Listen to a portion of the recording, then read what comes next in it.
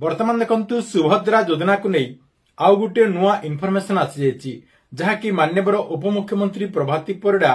काली जहाँकि सुभद्रा योजनार तृतीय किस्तिर टंका को नहीं बहुत बड़ गोटे इनफॉरमेशन देइछंती। से कहिसंती जे सुभद्रा योजनार जो परवर्ती किस्तिर टंका रहिछि अर्थात आपनकर जो तृतीय किस्तिर टंका रहिछि सेही तृतीय किस्तिर टंका आसंता 9 तारिख रे दिया जिवो जहाँकि अगस्त 9 तारिख रे राखी पूर्णिमा अवसर में सरकार तरफ सुभद्रा योजनार तृतीय किस्तिर टंकाटी दिया जिवो। देखंतु आसंता 9 तारिख रे सरकार तरफ जो राखी पूर्णिमा अवसर में सुभद्रा योजनार जो तृतीय किस्तिर टंकाटी दिया जिवो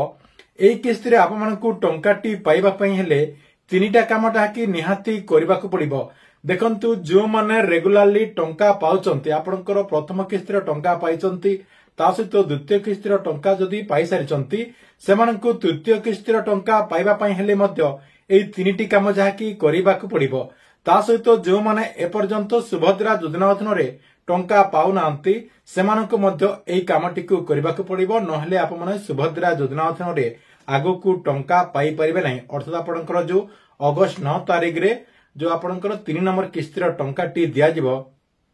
सेही किस्तिरे आप माने टंकाटी पाई परिबे नाही जहाँकि आपमानकु एई तीनिटी कामटी निहाती करबाकू पड़िबो। तेबे कोन एई तीनिटी काम रहिछि एवं केमिति करि परिबे आपनकु मु एई वीडियो माध्यम रे पूरा डिटेल जणे देबे जहाँकि आप माने एई वीडियोटी को शेष पर्यंत देखिदेला परे से नै पूरा डिटेल जानि परिबे। ता पूर्वरु वीडियो को गुडे लाइक कर दियंतु एवं जो माने चैनल को एजाय सब्सक्राइब करनांती चैनल को सब्सक्राइब करके पाखरे थिबा बेल आइकन को क्लिक करके ऑल नोटिफिकेशन ऑन कर दियंतु जहा द्वारा गवर्नमेंट रो जहा भी नुआ नुआ योजनार अपडेट आसीबो आप माने जाके हमर ए जो चैनल रहिछि एई चैनल माध्यम रे प्रथमे जानि परिबे। पूर्वरु देखंतु आप मानको मु कहि सारछि जे सुभद्रा योजनार जो परवर्ती किस्तिर टंका रहिछि अर्थात आपनकर जो 3 नंबर किस्तिर जो टंका रहिछि सेई टंकाटी आप मानको जाके अगस्त 9 तारिख रे राखी पूर्णिमा अवसर में सरकार तरफ ट्रांसफर करा जिवो बोली माननीय उपमुख्यमंत्री प्रभाती परिडा सूचना दे सारचंती। ता सहित देखंतु माननीय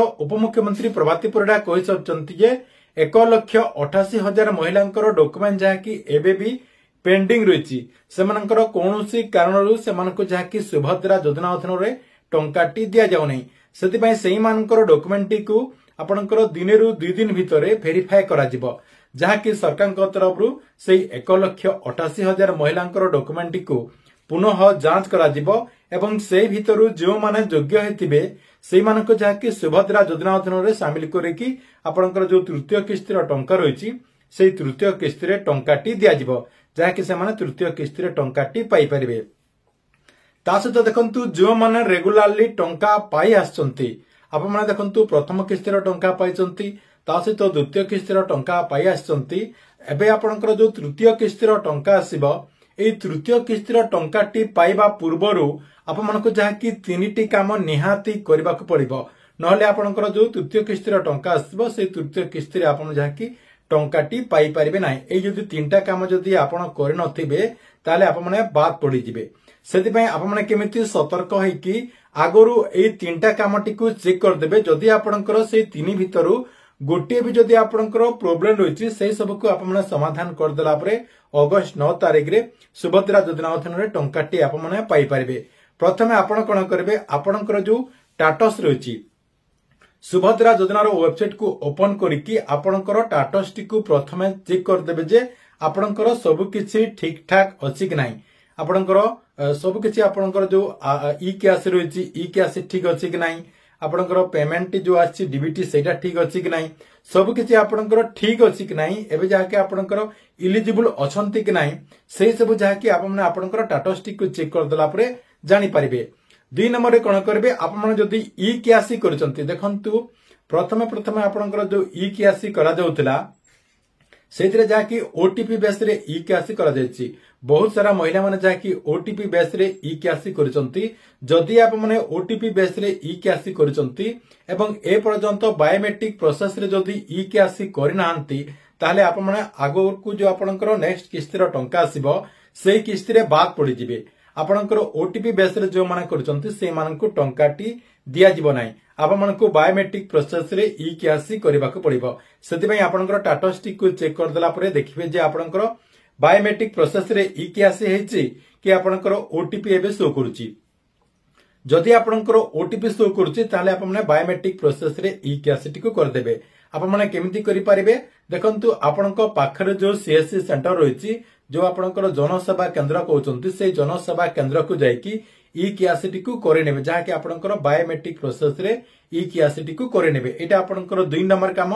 3 नंबर कोन करबे आपनकर जो आधार कार्ड टी आपनकर जो आधार कार्ड टी रहिची से आधार कार्ड टी आपनकर बैंक अकाउंट जो बैंक अकाउंट टी आप माने सुभद्रा फॉर्म रे लेखि कि देथिले से बैंक अकाउंट रे आपनकर लिंक अछि कि नै जहा कि आपनकर जो डीबीटी कहउचंती डीबीटी लिंक अछि कि नै थोरोटी आप माने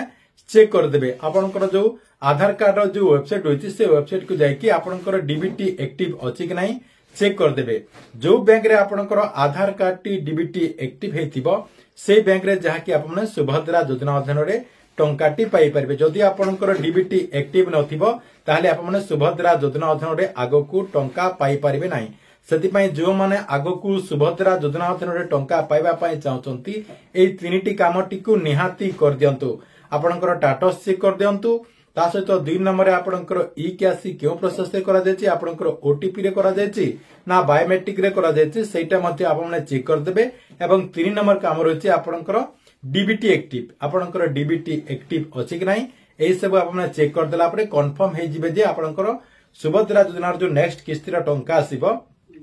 सेई किस्ती रे जहा कि आप माने 5000 टंका पाई परिबे। ठीक अछि एथिला आपनक पई सुभद्रा योजना को नै गुटे बड़ अपडेट। आपण मानको वीडियोटी केमति लागिला कमेंट बॉक्स रे निश्चय करि गुटे कमेंट करिवे।